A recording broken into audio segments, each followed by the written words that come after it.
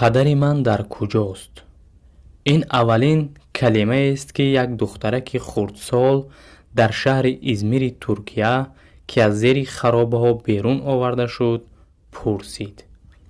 Бо гузашти беш аз 90 соат пас аз зилзила дар шаҳри Измири Туркия, як духтараки 14сола аз зери харобаҳо берун оварда шуд.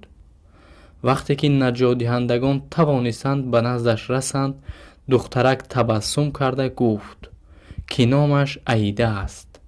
баъдтар наҷотдиҳандагон гуфтанд, ки чашмони дурахшони ӯро дида ҳайрон шуданд.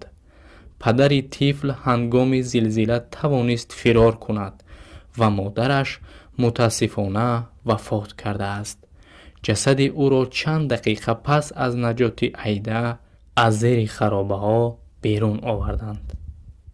хотиррасон бояд кард, ки зилзилаи маргбор дар шаҳри Измири Туркия беш аз 80 нафар ҷони одамонро рабурд.